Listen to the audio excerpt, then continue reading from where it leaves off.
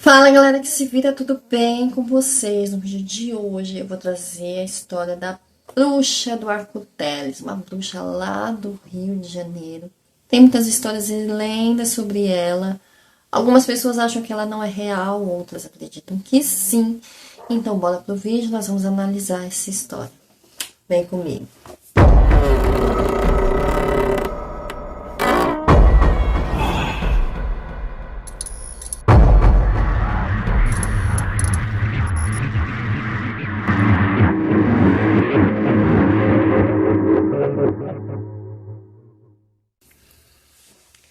E sejam todos muito bem-vindos a este canal. Se você for novo ou nova por aqui, por favor, se inscreva neste canal, curte, comenta, compartilha, ativa o sininho de notificações que é pra você saber quando que tem vídeo novo. O meu nome é Maria Cláudia, este é o canal Depois dos 30 a gente se vira. E hoje nós vamos falar da bruxa do Arco do Teles, que é uma lenda urbana intrigante do Rio de Janeiro que mistura fatos históricos com folclore. A figura central dessa lenda é Bárbara dos Prazeres, uma mulher que teria vivido na primeira metade do século XIX e se tornado notória por suas ações e mistérios que a envolvem. Gente, os cachorros vão começar a latir justo agora. Segundo relatos, Bárbara dos Prazeres era uma jovem portuguesa que chegou ao Rio de Janeiro em 1790. Ela teria se envolvido com diversos escândalos. Oh, meu Deus, agora o cachorro vai latir. Segundo relatos, Bárbara dos Prazeres era uma jovem portuguesa que chegou ao Rio de Janeiro em 1790. Ela teria se envolvido em diversos escândalos, incluindo o assassinato de seu marido e de seu amante. Além de se tornar uma PUTA, uma GP, conhecida na sociedade carioca na época. Com o passar dos anos e a perda de sua beleza, disse que Bárbara recorreu à magia negra em busca de juventude eterna e cura para as doenças que ela tinha, como sífilis e lepra. Bárbara era uma mulher muito bonita quando chegou aqui no Brasil. Chegou no Rio de Janeiro e muitas pessoas amavam a beleza dela, mas ela também levantava muita inveja. Muita mulher carcomida tinha inveja dela. Era uma mulher bonita que chamava atenção e todos ficavam admirados com a beleza dela. Um deles em especial, um negro que não era escravizado na época, que ainda tinha. Algumas pessoas elas tinham a sua carta de liberdade e que ele acabou roubando o coração dela, iniciando então uma nova história com ela.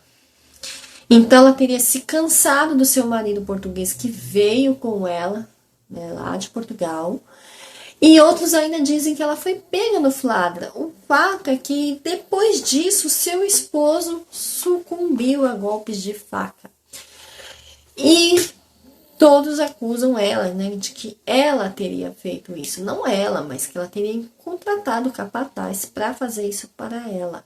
E aí depois que ela se livrou do marido, ela começou a viver com seu amante. Seria uma vida relativamente confortável com os seus espólios do antigo matrimônio. Só que o que aconteceu é que o tal amante, que agora era o marido dela, começou a explorá-la financeiramente, a Bárbara. Então, aos poucos, o patrimônio de Bárbara foi se dilapidando, foi se acabando, até que numa briga que já era de costume, a portuguesa lançou à mão algo que lhe era familiar. Ou seja, ela também teria contratado alguém para matar este novo marido dela. Acontece, gente, que tanto em um quanto no outro, não há provas de que ela teria feito isso mesmo, tanto com um quanto com o outro. Isso é o que as pessoas diziam na época, as pessoas não gostavam dela, né? As pessoas, principalmente as mulheres, tinham muita inveja dela, mas é o que as pessoas começavam a relatar, que ela teria, então, se livrado do marido português e depois do marido brasileiro, né? Porque ele estaria gastando o dinheiro dela, então ela acabou ficando pobre. O fato é que seu novo marido também sucumbiu a golpes de facada, assim como foi com o primeiro marido. Então, o que acabou fazendo com que as pessoas acreditassem que de fato ela teria feito isso com os dois, mas nunca houve mesmo uma prova. Então, assim, ela já estava, né, largada, assim, ela já tinha perdido muito do patrimônio dela, muito mesmo, porque o atual marido já tinha gastado muito do dinheiro dela. Eles brigavam muito, então depois que ele se foi, ela não tinha mais muito o que fazer. Ela acabou, assim, largada na vida. Então, ela já estava marcada por esses crimes, as pessoas já apontavam a mão para ela, os dedos, né? Foi ela. E ela não tinha mais dinheiro ou esperança de iniciar uma nova relação que sustentasse ela. Então, Bárbara resolveu usar sua melhor arma para sobreviver. E não era a faca, no entanto, assim a sua beleza, porque ela era mesmo muito bonita.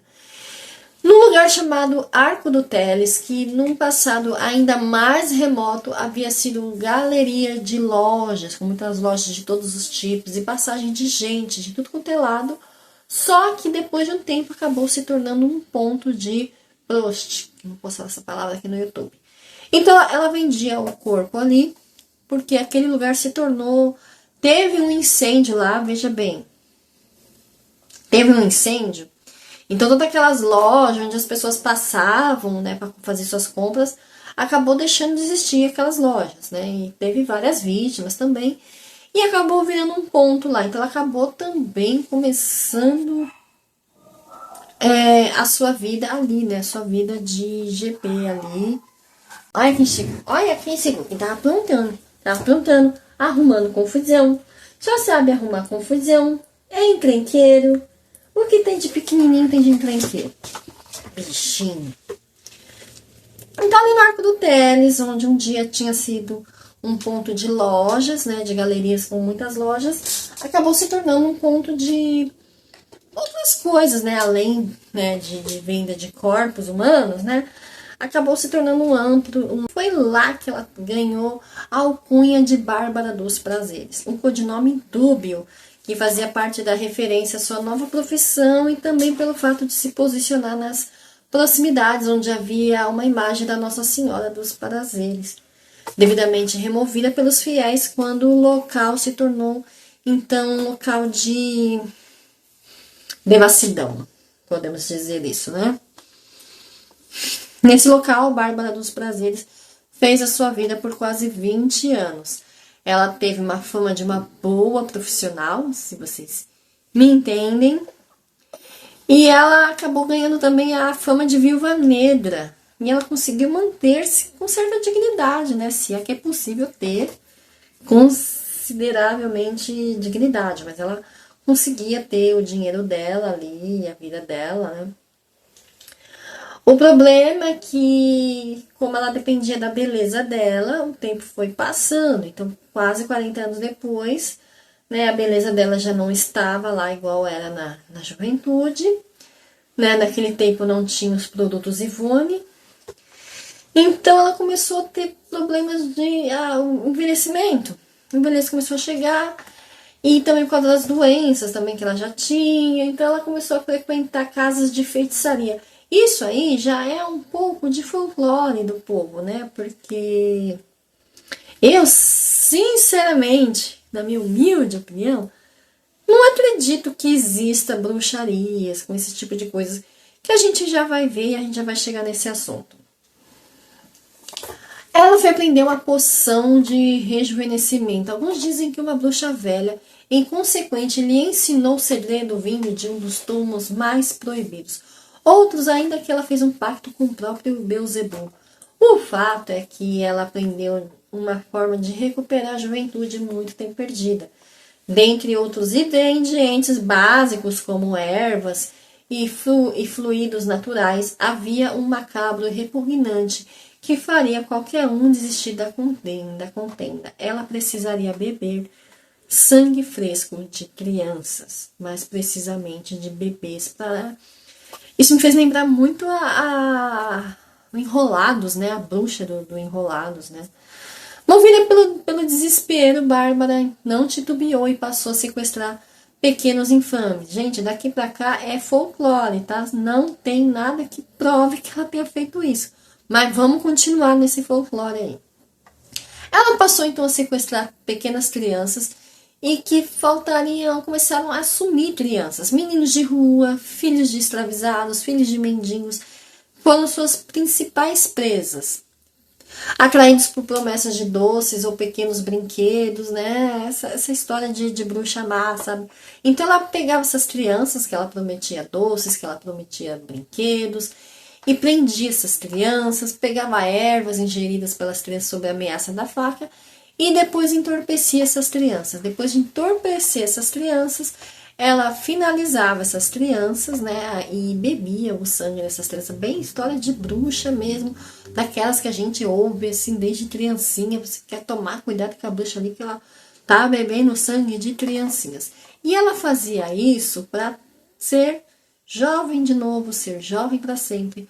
Será que funcionava? Se essa história fosse verdade, eu gostaria de saber se funcionava, né? Para efeitos de história, vamos dizer que sim. Então vamos entrar nesse folclore. E ela acreditava que isso aconteceu porque ela repetiu esse ritual inúmeras vezes, até que o desaparecimento das crianças se tornaram evidente e os corpos dessas crianças começaram a aparecer. Quando os filhos dos esquecíveis, como é chamado os filhos das pessoas mais pobres, se tornavam raros, a bruxa bárbara passou a sequestrar crianças de um nível um pouco mais acima. A coisa começou a tomar rumos mais previsíveis. Investigações policiais, medo e pavor daqueles que prezavam por seus filhos, relatos nos jornais, todos temendo um novo desaparecimento e especulando sobre o real assassino. Quem seria, né? Um serial killer. No entanto, a imaginação humana sempre tenta buscar um culpado, enfim, né? Afinal de contas, né? Em vez de procurar se tinha alguém sequestrando crianças, é mais fácil jogar numa bruxa macabra, tal, feia, com o nariz assim, com a verruga assim, o cabelo assim, enfim, né? Naquele mesmo tempo, as pessoas começaram a ficar com medo, começaram a trancar seus filhos dentro de casa, e até mesmo os meninos passaram a andar em bando, com medo de se tornarem a próxima vítima. O que restou à Bárbara dos Prazeres uma única opção, a roda dos enjeitados ou a roda dos inocentes. Na Santa Casa da cidade havia uma espécie de bandeja giratória num dos muros onde as mães sem condições de criar seus filhos recém-nascidos colocavam lá para que eles fossem para adoção, né? E aí eles seriam levados para um orfanato. As enfermeiras, ao ouvirem o choro das crianças, giravam a roda e cuidavam do bebê até conseguir um lar para esse bebê. Nem sempre conseguiam, né? Que a gente sabe muito bem que o orfanato não é igual Chiquititas, né? Que o orfanato é bem complicado. Mas muitas pessoas, né? Acabavam deixando os filhos lá porque não era aceito, né? Você ter um filho fora de um casamento, né? Muitas mulheres que trabalhavam em casas com seus donos, com seus, né? Esses homens engravidavam essas mulheres à força e depois elas eram obrigadas também a deixar os bebês lá. A lenda ganha contornos ainda mais sombrio com o desaparecimento das crianças já lá na região do Arco do Teles, onde Bárbara supostamente morava e trabalhava. Então corriam os boatos de que ela se banhava com o sangue dessas crianças para recuperar sua juventude. Após a sua morte, muitos ainda acreditavam que o espírito de Bárbara assombrava o local e suas gargalhadas podiam ser ouvidas durante a noite de lua nova. Na verdade, existem pessoas que dizem que as gargalhadas dela é possível ouvir até os dias de hoje. Então, se você for lá no Arco do Teles, na noite de lua nova, você vai ouvir a bruxa dando gargalhada lá. Se você já passou por lá e ouviu isso, por favor, põe aí nos comentários que eu estou muito curiosa para saber se isso é verdade mesmo. E essa história, gente, é um exemplo fascinante de como as lendas urbanas podem se tornar, né, podem até se formar a partir de eventos reais, né? Pode ter acontecido mesmo dessa moça ter vindo para o Brasil, ser muito bonita e ser muito visada, mas eu não acredito que ela tenha chegado a essas vias de fato, de beber sangue de criancinhas. Eu acho isso um pouco fantasioso. Não é impossível, né? Mas eu não acreditaria. Mas vamos fazer de conta que é real. Bárbara Vicente de Urpia, conhecida como Bárbara dos Prazeres, chegou no Rio de Janeiro em 1790. Ela era uma jovem portuguesa que veio acompanhada do seu marido, Antônio de Urpia. Existem relatos divergentes sobre o motivo de sua mudança para o Brasil. Uma versão sugere que ela teria envenenado sua irmã em Portugal e a mudança seria uma forma de escapar das autoridades. Mas também tem outra versão de que ela teria tido um caso extraconjugal com um nobre português e que o casal teria sido enviado ao Brasil por conta disso. Então, assim, tanto uma história quanto a outra pode ser mentira, porque afinal de contas essa pessoa, ela atraía muitos olhares invejosos quando ela chegou no Brasil, né? Então, às vezes as pessoas tinham inveja dela e começavam a espalhar essas histórias e nenhuma nem outra ser verdade, ou de repente as duas histórias sejam verdades, né? Vai saber. E assim, né, depois que ela chegou no Brasil, teria se casado com Antônio, que ela era casada com Antônio Urpa. Ela então matou esse marido, também não dá, nunca saberemos se realmente foi ela, ou se foi outra pessoa, ou se foi ela que mandou outra pessoa mandar, outra pessoa, enfim. Só que após esse crime, ela perdeu acesso aos salões da elite, porque ela estava sempre ali na elite, e a elite assim parou de acobertá-la, né? Então ela não tinha mais respaldo da elite, e aí foi quando ela começou, né, a perder dinheiro, enfim. Porque quando ela chegou no Brasil, ela chamou muita atenção da sociedade carioca da época. Ela se tornou uma figura conhecida nos salões da elite. No entanto, sua vida se tornou um rumo trágico e controverso, marcado por esses escândalos, crimes, lendas urbanas, que hoje são parte do folclore brasileiro, né, do folclore do Rio de Janeiro. E parece que ela teve outros amantes, era o que diziam, né, que antes dela vender o corpo lá no Arco do Teles, que talvez ela tenha tido outros amantes antes do marido, do segundo marido, que era um homem negro livre, que também teria sido morto por ela. Também que ela teria feito esses rituais macabros com alguns de seus clientes, né? E que ela recebia muitas visitas de homens ricos e poderosos, enfim. Só que eu fico me perguntando, se existisse mesmo um ritual para ela ficar jovem, ela deveria fazer um ritual para ficar rica e sumir dali, né? Enfim, não sei. E o destino final dela, né, o fim dela também é envolto de muito mistério. Não se sabe exatamente o que aconteceu com ela, que afinal de contas, se ela tinha o poder de ficar jovem e bonita para sempre, ela deveria então ter descoberto a fórmula da vida eterna.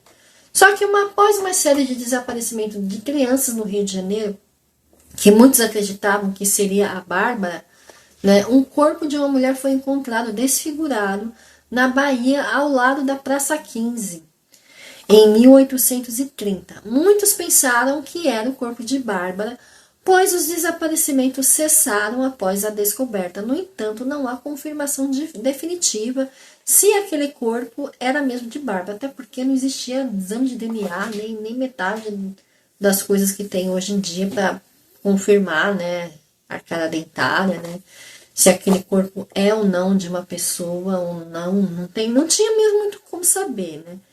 E se estava em alto estado de decomposição, fica mais difícil ainda ter certeza. Mas, enfim, depois desse corpo, ela também nunca mais teria sido vista andando por lá. Então as pessoas atribuíram mesmo que aquele corpo de repente fosse o dela, né? Além da gente, eu procurei, mas não consegui encontrar exatamente onde que ela aprendeu essa bruxaria de beber sangue de crianças, né? Há relatos que sugerem que ela pode ter sido instruída por uma bruxa mais velha e experiente. Mas cadê essa bruxa mais velha? E se essa bruxa mais velha tinha a fórmula da juventude, por que ela era velha? Ela podia ser jovem, então é muita coisa folclórica mesmo, né? Há algumas pessoas que dizem que ela fez mesmo um pacto com uma entidade sobrenatural para obter esses conhecimentos ocultos.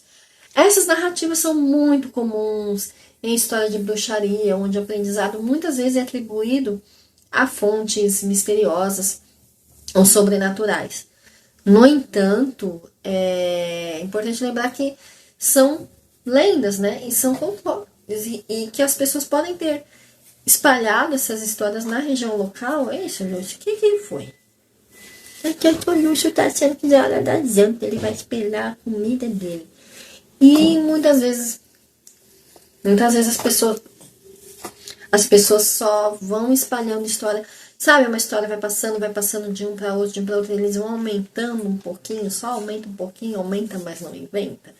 Acabei de entregar a minha idade. Enfim, gente, vai, soluço. Soluço!